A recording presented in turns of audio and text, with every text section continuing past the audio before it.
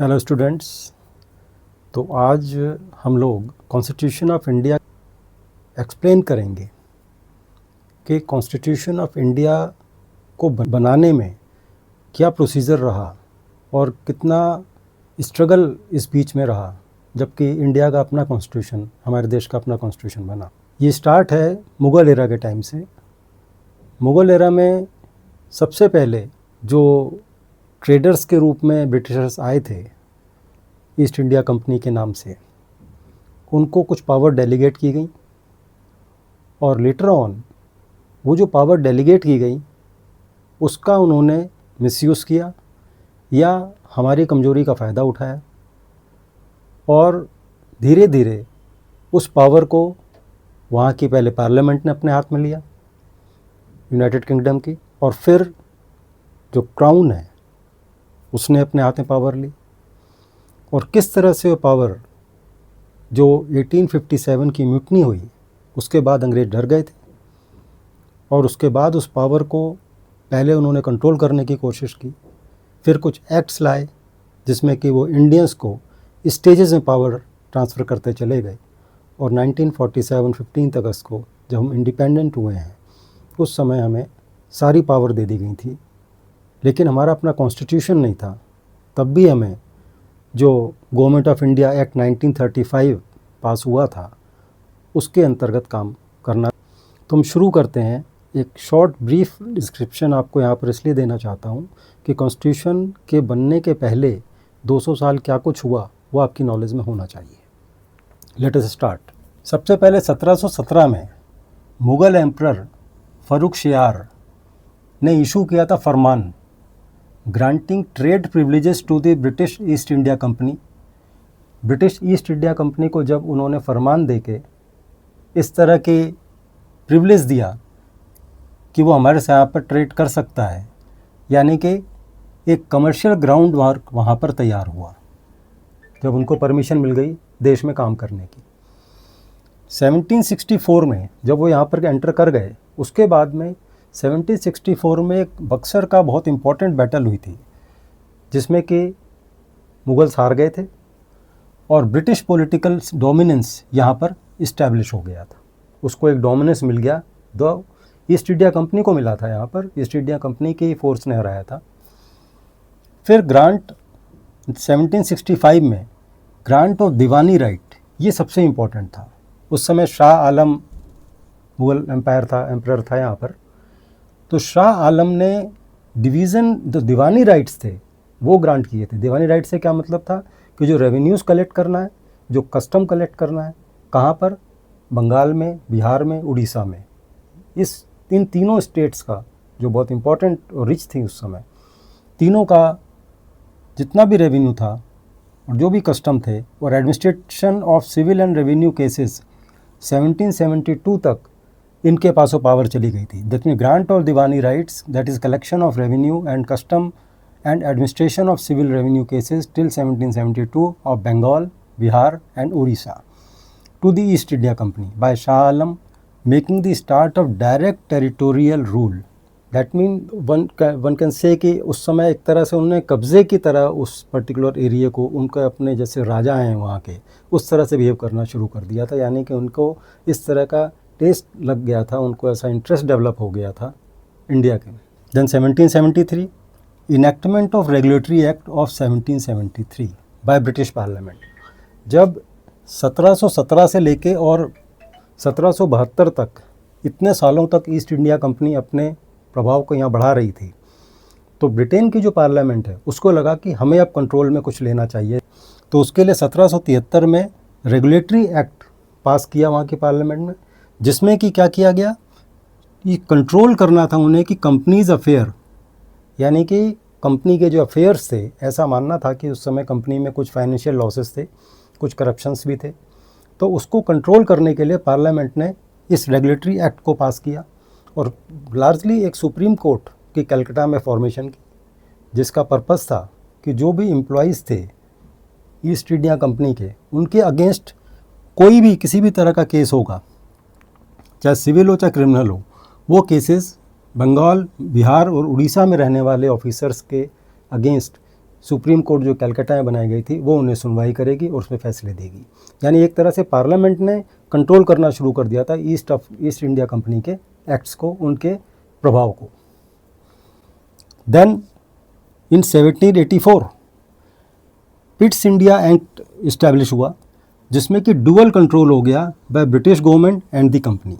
इसके पहले तक थोड़ा सा लिमिटेड एक्सटेंट तक ही उन्होंने कंट्रोल किया था कि उनके एम्प्लॉयज़ के अगेंस्ट जो भी सिविल और क्रिमिनल मैटर्स होंगे उसके लिए सुप्रीम कोर्ट की फॉर्मेशन की थी कलकत्ता में। लेकिन पिट्स इंडिया एक्ट जो 1784 में पास हुआ था, यहाँ पर उन्होंने एक तरह से ये कहा कि दोनों का कंट्रोल अब इंडिया के ऊपर रहेगा, यानी कि पार्लियामेंट का भी रहेगा प्लस ईस्ट इंडिया कंपनी का भी रहेगा। देन 1833 में के जो एक्ट पास हुआ, इसमें all the powers of legislation into the governor general of India thereby centralise legislative power.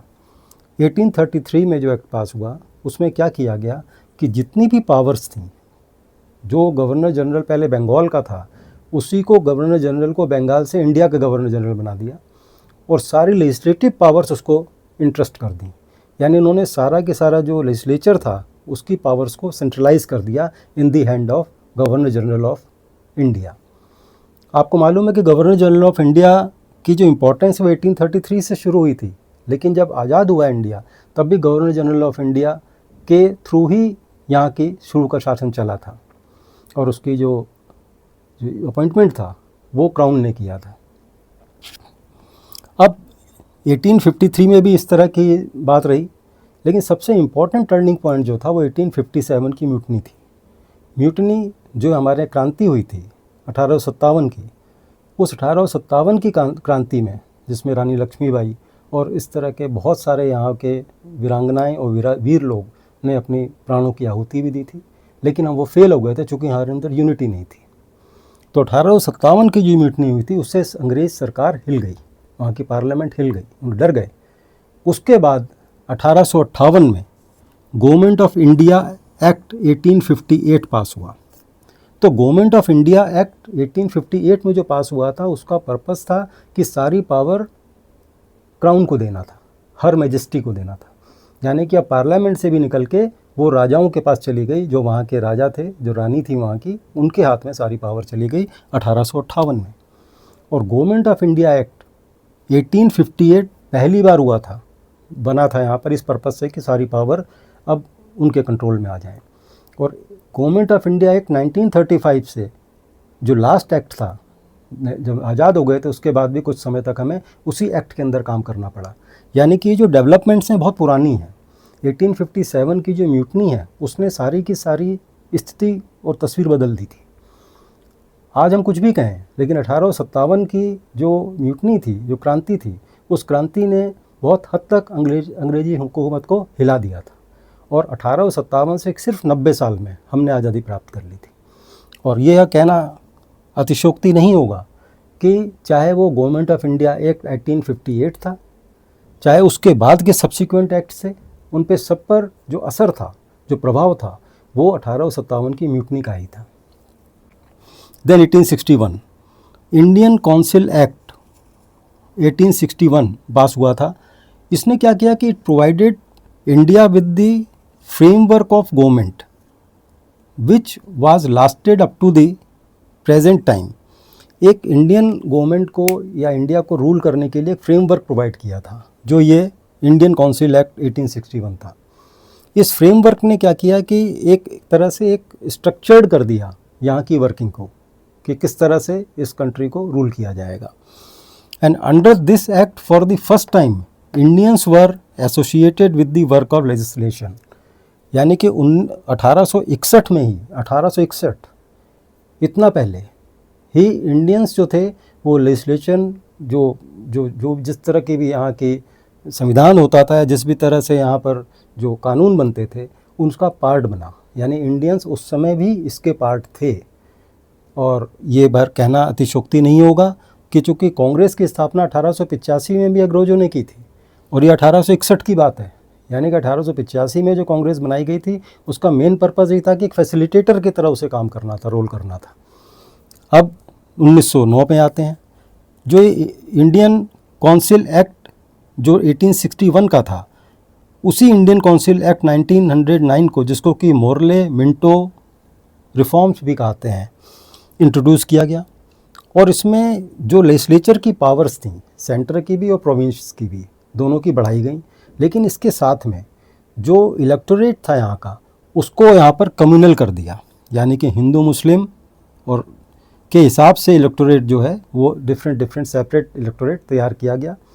Divide and rule की पॉलिसी यहाँ पर हम कह सकते हैं कि सामने आई थी। तो इसको हम मोर्ले मिंटो रिफॉर्म भी कहते हैं 1909 तक। इसके बाद आता है 1919। 1919 में भी आप देखेंगे कि government of India act 1919 introduced bicameralism. इसका मतलब होता है कि जो लेजिस्लेचर है उसको दो पार्ट में डिवाइड कर देना, ताकि कंसंट्रेशन ऑफ पावर ना हो। एक अपर हाउस, एक लोअर हाउस, जो आज भी हम राज्यसभा और लोकसभा के नाम से जानते हैं। तो ये जो पर्टिकुलर बायकैमरलिज्म है, ये 1919 में किया गया, जो हमारा गवर्नमेंट ऑफ इंडिया एक्ट, जो कि ऑलरेडी 1858 में एग्जिस्टेंस में था, उसमें अमेंडमेंट किया 1919 में, और उसको दो स्टेप्स में या दो कैटेगरीज के अंदर बांट दिया, जो हमारी असेंबली थी, लेजिस्लेचर को।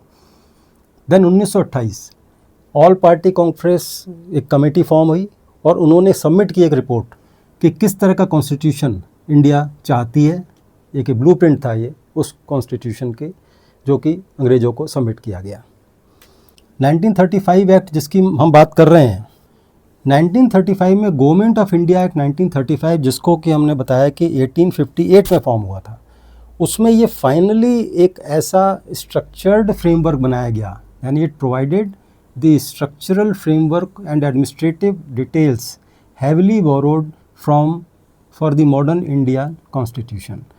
यानी इसमें एक टोटल इंडियन गवर्नमेंट का फ्रेमवर्क, कैसे इसमें एडमिनिस्ट्रेशन चलेगा और किस तरह के सरकार रहेगी और काम करेगी, इसमें हम 1935 में ब्रिटिशर्स ने इंडियंस के साथ मिलके एक कॉन्स्टिट्यूशन, या कह सकते हैं कि एक मिनी कॉन्स्टिट्यूशन प्रोवाइड कर दिया को इंडिया को रन करने के लिए। इसमें वर्ल्ड की डिफरेंट कंट्रीज़ के जो कॉन्स्टिट्यूशन है उससे काफ़ी बोरिंग की। अब 1939 में second world war broke out हो गई यूरोप में, जिससे ब्रिटिशर्स काफ़ी कमज़ोर हो गए, उनको काफ़ी धक्का लगा, बहुत लॉसेस हुए। तो 1942 में उन्होंने सर स्टैफोर्ड क्रिप्स को इंडिया भेजा नेगोशिएट करने के लिए कि हम लोग कोऑपरेट करें उन्हें इस वर्ल्ड वॉर के समय और उनकी तरफ से लड़ें। लेकिन कांग्रेस ने उसके प्रपोज़ल में कोई ज़्यादा दम नहीं था, तो उसे रिजेक्ट कर दिया था। अब 1946 में आते हैं, कैबिनेट मिशन। 1946 मतलब हम आज़ादी के बहुत नज़दीक हैं और ब्रिटिशर्स को पता लग गया था हमें यहाँ छोड़ के जाना पड़ेगा। तो उन्होंने यहाँ पे कैबिनेट मिशन भेजा था, और वो जो कैबिनेट मिशन था उसने एक कॉन्स्टिट्यूएंट असेंबली को ऑफ इंडिया का यहाँ पे गठन किया। The constituent assembly of India वही कॉन्स्टिट्यूएंट असेंबली है जिसने कि अल्टीमेटली आगे जाके इंडिया के कॉन्स्टिट्यूशन को ड्राफ्ट किया और उसको अडॉप्ट कराया। और आज जो कॉन्स्टिट्यूशन हमारे पास में है, जिससे हमारा देश चलता है, वो सबके राइट्स जो हैं वो सिक्योर होते हैं, वो पर्टिकुलर कॉन्स्टिट्यूशन इसी कैबिनेट मिशन के द्वारा गठित कॉन्स्टिट्यूएंट असेंबली ऑफ इंडिया के थ्रू ही हुआ था। Then 1947 India was declared independent by provision of Indian independence act 1947। इसमें उन्होंने क्या किया, दो नेशंस को उन्होंने क्रिएट कर दिया, और हर एक कंट्री को जो कहा गया कि गवर्नर जनरल अपॉइंट जो कि किंग करेगा, उसको सबके जैसी आज़ादी दी, आज़ादी के बाद एक गवर्नर जनरल दोनों कंट्रीज़ के ऊपर यानी पाकिस्तान और इंडिया के ऊपर बना दिया गया, और एक एक सेपरेट गवर्नर जनरल जो कि किंग ने अपॉइंट किए। और इसके बाद constituent assembly were empowered to frame laws of their respective countries. जो कॉन्स्टिट्यूएंट असेंबली का जिसकी फॉर्मेशन कैबिनेट मिशन ने की थी, उसको पावर दी गई कि वो उसके लॉज बनाए और कॉन्स्टिट्यूशन बनाए। और आफ्टर 15 अगस्त ब्रिटिश के पास कोई पावर नहीं थी दोनों कंट्री को कंट्रोल करने की, दोनों कंट्री इंडिपेंडेंट हो चुकी थी। और टिल फ्रेमिंग ऑफ न्यू, जब तक कि नया कॉन्स्टिट्यूशन नहीं बनेगा, ये कहा गया कि जो गवर्नमेंट ऑफ इंडिया एक्ट 1935 है उसके तहत देश चला। उसी एक्ट को यूज़ किया गया 15 अगस्त 1947 से 26 जनवरी 1950 तक, जब तक कि हमारा अपना कॉन्स्टिट्यूशन नहीं बन गया। इसके बाद में हम आते हैं कि ड्राफ्टिंग एंड इन्फोर्समेंट कैसे हुई थी। ये तो ठीक है कि ये सारा सीक्वेंस हमारे को समझ में आ गया कि 1717 से लेके और 1947 तक क्या कुछ घटित हुआ, लेकिन हमारा पर्पज़ है इस बात को बताना कि जो इम्पोर्टेंट डेट्स हैं किस तरह से क्रोनोलॉजी बनी थी। अब आते हैं हम कि ड्राफ्टिंग एंड इन्फोर्समेंट के लिए। जैसा कि कॉन्स्टिट्यूएंट असेंबली की फॉर्मेशन जो कि कैबिनेट मिशन के रूल्स के हिसाब से हुई थी, इसकी पहली मीटिंग जो है 9 दिसंबर 1946 को हुई। 9 दिसंबर 1946 को पहली मीटिंग हेल्ड हुई कॉन्स्टिट्यूएंट असेंबली की, जिसकी फॉर्मेशन हुई थी for the purpose of making constitution of India. और 13 दिसंबर 1946 को जो ऑब्जेक्टिव रेजोल्यूशन है कि क्या रहेगा, बेसिक एम क्या रहेगा, किस तरह का देश हम चाहते हैं, जिसको कि आज हम प्रेम्बल की शेप भी कह सकते हैं, लेकिन उस समय शेप में था नहीं, थोड़ा सा चेंज रहा होगा। तो 13 दिसंबर 1946 को ऑब्जेक्टिव रेजोल्यूशन इस कॉन्स्टिट्यूएंट असेंबली के पास सामने पेश किया गया।